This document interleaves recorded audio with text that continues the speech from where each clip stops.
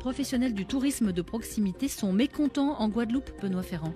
Eh oui, car il n'y a pas d'eau dans les gîtes. Et un touriste qui n'a pas d'eau, c'est un touriste qui s'en va et qui demande à être remboursé. Nous entendrons tout à l'heure la colère de la présidente de la Fédération du tourisme de proximité. À tout à l'heure. Port-au-Prince, 89.3 FM.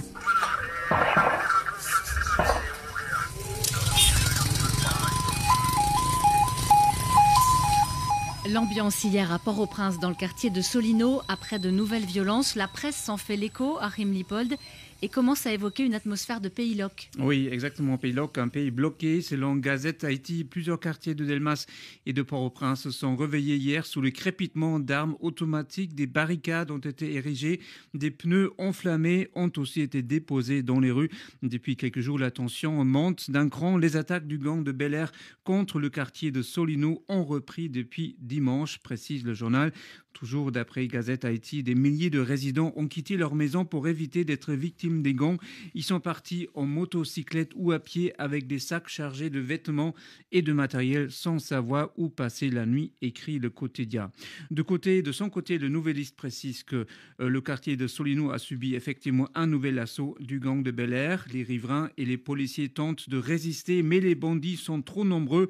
Selon le journal, la situation est devenue chaotique avec des personnes blessées et peut-être aussi des personnes mortes à l'intérieur des maisons. Devant ces attaques qui durent depuis plusieurs jours, la police a annoncé hier le déploiement des forces spécialisées dans le quartier de Solino.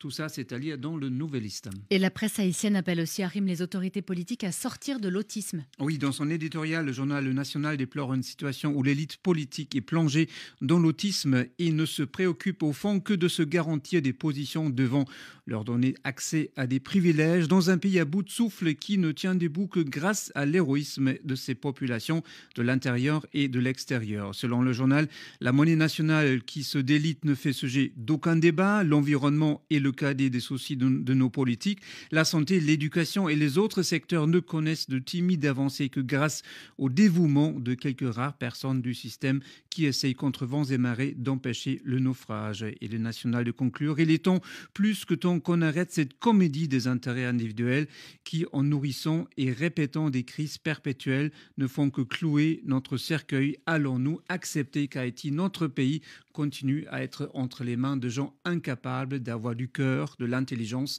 et de l'imagination pour saisir notre réalité à bras le corps? L'éditorial du National. Achim Lippold, revue de presse consacrée donc à Haïti. La situation dans le pays inquiète à l'étranger. On attend toujours la décision de la justice kenyane. Elle doit se prononcer dans une semaine en principe sur la constitutionnalité du déploiement de policiers en Haïti. Cela marquerait le début de la mission multinationale de soutien à la sécurité sous la houlette donc du Kenya. Mais pour l'instant, cette force, elle manque encore de fonds et d'effectifs. Alors l'Organisation de la francophonie a tenté de mobiliser la communauté internationale hier lors d'une réunion à Paris. La ministre haïtienne de la Justice et de la Sécurité publique avait fait le déplacement. Émilie Prophète-Milcé répond aux questions de Stéphanie Schuller. Bonjour Madame la Ministre. Bonjour. Selon un accord signé le 21 décembre 2022 par le Premier ministre intérimaire d'Haïti et certains partis, la transition politique prendrait fin le 7 février 2024. Est-ce que Ariel Henry et son gouvernement, dont vous faites partie, quitteront le pouvoir le 7 février prochain ? La loi, la Constitution ne fixe pas un terme au mandat d'un Premier ministre. Ariel Henry est un Premier ministre qui gouverne un gouvernement de transition et là, tous les efforts sont faits actuellement en Haïti pour élargir ce gouvernement, pour parvenir à un climat plus stable, plus consensuel et les efforts continuent d'être faits et j'espère que si d'ici au 7 février, nous n'obtenons pas encore ce grand gouvernement d'unité que nous souhaitons, que nous appelons de nos voeux, le Premier ministre Ariel Henry va pouvoir y parvenir soit en mars, soit en avril. Je vous pose cette question, Madame la Ministre, puisqu'à l'approche de cette date du 7 février, comme vous le savez, il y a une sorte de tension qui monte en fait dans certains quartiers de Port-au-Prince, mais aussi dans des villes de province où on voit à nouveau des barricades dans la rue. Ça nous rappelle les précédents épisodes de Pays Loc. Est-ce que cette configuration pourrait rendre plus difficile un futur déploiement de cette force multinationale qu'on attend en Haïti ? Non, mais justement, c'est parce que la force, elle tarde à arriver qui fait que nous avons tous ces troubles à l'ordre public qui sont orchestrés par des gens que nous connaissons.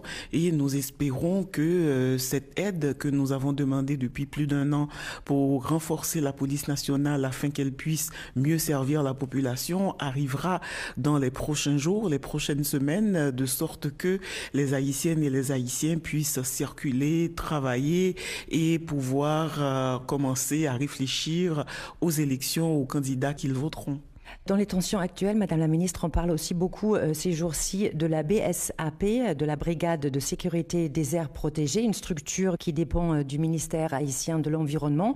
Alors officiellement, la BSAP a une centaine d'agents, mais compterait aujourd'hui, selon certaines sources, jusqu'à 4000 membres en uniforme et lourdement armés. Est-ce qu'aujourd'hui la BSAP représente une menace pour la sécurité et pour l'État haïtien? Mais tout représente une menace pour la sécurité et tout ce que nous voyons en termes d'agitation de divers groupes armés et constitue des menaces pour l'État haïtien, pour les institutions haïtiennes. La question de la BSAP, elle est adressée. Nous avons eu des échanges, des rencontres divers avec notamment des représentants de la BSAP. Nous sommes en train de chercher comment résoudre le problème parce que la BSAP, elle est là pour les aires protégées et dépend du ministère de l'Environnement. Et en Haïti, souvent, hélas, il y a énormément de détournements de missions, de manipulations et divers types d'intérêts qui ne sont pas facilement contrôlables. La population réclame aussi la fin de l'impunité. Madame la ministre, vous êtes la ministre de la Justice. Alors, il y a plusieurs personnalités politiques, mais aussi des acteurs économiques en Haïti qui ont été sanctionnés ces derniers mois par les États-Unis, par le Canada, par l'ONU. Qu'est-ce que prévoit de faire la justice haïtienne? Ces personnes-là vaquent librement à leur occupation en Haïti. Est-ce qu'il est prévu de les poursuivre en justice? C'est le travail des magistrats, c'est aussi le travail du ministère de la Justice, évidemment. Dès les premières sanctions, dès le mois de novembre 2022, nous avons écrit aux Canadiens pour leur demander de nous communiquer les dossiers à partir desquels ces sanctions ont été prises contre ces personnes. Nous n'avons pas reçu ces dossiers, ces pays n'ont pas souhaité nous les communiquer, mais en Haïti, nous n'avons pas une culture du porter plainte. Nous encourageons les uns et les autres à porter plainte contre ceux contre lesquels il y a des soupçons de détournement de fonds ou d'utilisation privative de ressources publiques. Mais qui pourrait porter plainte ? Et n'importe quel citoyen peut porter plainte contre ces gens. Mais il faut constituer des dossiers et nous sommes bien décidés. Dans un climat un peu moins délétère que celui que nous avons aujourd'hui en Haïti, le climat que nous avons aujourd'hui ne nous permet pas d'agir véritablement, de faire en sorte que la justice joue pleinement son rôle. N'importe quel repris de justice peut se déclarer révolutionnaire et causer d'immenses troubles à l'ordre public. Nous appelons à cette stabilité que nous devons avoir afin que la justice puisse faire son travail. Parce que la justice doit poursuivre un certain nombre de personnes et ce sera la condition de la paix. Puisque nous aurons beau avoir une aide pour la police, nous aurons beau avoir des soutiens comme ceux de nos amis qui sont aujourd'hui ici à Paris, si nous n'arrivons pas à créer un vrai système judiciaire qui puisse faire en sorte que tous ceux qui se rendent coupables de troubles à l'ordre public, de financement de désordre, de meurtre, d'enlèvement puissent être jugés, dans 20 ans, nous en serons encore à demander une autre aide pour la police, une autre aide pour pouvoir faire fonctionner la justice. Mais est-ce que ce n'est pas une sorte de serpent qui se mord la queue, Madame la Ministre? Vous dites, dans ce climat délétère, nous ne pouvons pas poursuivre les criminels qui portent peut-être des cravates, et en même temps, ce sont eux qui financent les gangs. Ce sont eux qui financent les gangs et il y a divers types de criminels. Tous ces criminels-là, l'État devrait les poursuivre. Des gens qui commettent de grands crimes sont en liberté. Donc, vous avez raison. Il faut que la justice haïtienne soit repensée. Nous avons des commissaires du gouvernement qui travaillent. Nous avons des juges qui respectent la loi. Nous avons des juges qui ne respectent pas les lois. Mais nous avons besoin de créer ce climat où tout le monde respecte la loi. Et ce ne sont pas des situations nouvelles en Haïti. Ce gouvernement n'a pas créé cette situation. Elle l'a trouvée comme ça. Ce n'est pas un serpent qui se mord la queue, comme vous dites. Aujourd'hui, nous savons ce qu'il nous faut faire pour rétablir la situation. Qu'est-ce qui vous empêche de le faire? Aujourd'hui, Moi, je vous dis que les décisions, les bonnes décisions, nous sommes en train de les prendre aujourd'hui. La ministre haïtienne de la Justice et de la Sécurité publique, Émilie Prophète-Milsé, interrogée par Stéphanie Schuller. Je vous rappelle que la justice kenyane doit se prononcer dans une semaine exactement pour autoriser ou non le déploiement des policiers kenyans en Haïti. Le journal d'Haïti et des Amériques. Eddie, bon ça y est, j'ai environ 5 millions de gourdes, c'est le maximum que j'ai pu retirer. 5 millions de gourdes? Combien comme ça est là? Non, en fait j'ai 4 824 000 gourdes, donc 72 000 $ américains. Canem, canette Iben, canem mariage, là, tout crasé. Écoutez ma chamalette, à comment chez vous là bébé? Mais tôt du jour, Eddie, qu'est-ce que j'en ai à foutre? T'as pas vu l'heure? Le gars il avait dit 9h. Chérie, calme-toi, je l'ai pas dit tout à l'heure, il connaît le pays. Le festival Sundance a commencé hier aux États-Unis, grand rendez-vous du cinéma indépendant. Et pour la première fois, un film de fiction haïtien fait partie de la sélection officielle Kidnapping Inc. Et nous sommes en ligne avec son réalisateur. Bonjour Bruno Moural. Bonjour. Et Bonjour à tout le monde qui écoute. Merci d'être avec nous. Comment vous sentez-vous à quelques jours de la projection qui aura lieu le 22 ? Franchement, très stressé. Et en fait, c'est beaucoup de fierté. C'est extraordinaire. C'était vraiment, on va dire, ce que je voulais, avoir Sundance. Et là, quand ils m'ont appelé, bon, c'est incroyable, quoi. C'est tout ce qu'on ne pouvait pas imaginer qui devient réel, quoi. La consécration. Donc, c'est magnifique. Ouais. Dès que ça a commencé, tout de suite après la sélection, on a été contacté par des personnes que dans le passé j'avais écrit ou j'ai jamais reçu d'email, et là c'est eux qui m'ont contacté. J'ai d'ailleurs signé avec WME, qui est une énorme agence qui représente en fait des réalisateurs, et tout ça s'est passé grâce à Sundance. On n'a même pas encore été au festival, on a déjà tellement de portes ouvertes, tellement de possibilités que non, c'est extraordinaire. Un vrai coup d'accélérateur. Alors, comme son nom l'indique, votre film parle d'enlèvement, qui est un phénomène malheureusement très courant en Haïti. Pourquoi est-ce que vous avez choisi ce thème? Et pourquoi est-ce que vous avez choisi d'en rire aussi par moments? Tout a commencé en 2005. Mon père a été assassiné à Cité-Soleil et je suis rentré en Haïti à ce moment-là. Haïti était déjà dans une période très difficile où il y avait énormément de kidnapping. Et je restais souvent avec mon frère, et c'est là où on a commencé à dire que peut-être que ce serait intéressant de parler en fait de ce qui se passe. Et on a commencé à recueillir pas mal d'interviews de personnes qui ont été kidnappées. Et très souvent, ces gens racontaient ça avec un certain humour. Et c'est quelque chose que j'ai remarqué aussi souvent chez les Haïtiens, c'est peut-être ce côté de résilience où on passe en dérision, où on met un peu d'humour pour pouvoir rendre les choses un peu plus vivables. Alors, il y avait un véritable engagement de votre part aussi, puisque le film se déroule à Port-au-Prince. Comment s'est déroulé le tournage ? Le tournage a été très long, avec une très mauvaise préparation. On a commencé le tournage en été 2019, avec toutes les choses qui n'étaient pas encore prêtes. On a terminé un tournage après, je crois, 40 jours de tournage. On n'avait même pas terminé la moitié du film. Je n'avais pas les moyens financiers de continuer à tourner. Et puis, quand on a pu redémarrer en janvier 2021, on était très incertain. D'ailleurs, vous avez même été parfois dépassé par la fiction, puisque plusieurs techniciens du film ont été kidnappés. Exactement. Donc, c'est justement à cette époque-là, donc janvier 2021, on a redémarré le tournage. Subitement, on a dû délocaliser un lieu de tournage pour justement des questions de sécurité. Je voulais tourner en ville à Port-au-Prince, et on a déplacé pour Jacmel, qui est dans le sud. Tout s'est bien passé. Et en retournant, on était un cortège de 19 voitures, une voiture de police devant, une voiture de police derrière. On a été intercepté par un gang qui a kidnappé trois personnes de notre équipe, 2 Dominicains et un Haïtien. Et ils sont partis aussi avec un camion et le groupe électro. Et on va dire que là, on a quand même perdu une grande partie de notre équipe. Beaucoup de personnes ont eu tellement peur qu'ils sont partis, dont les Dominicains.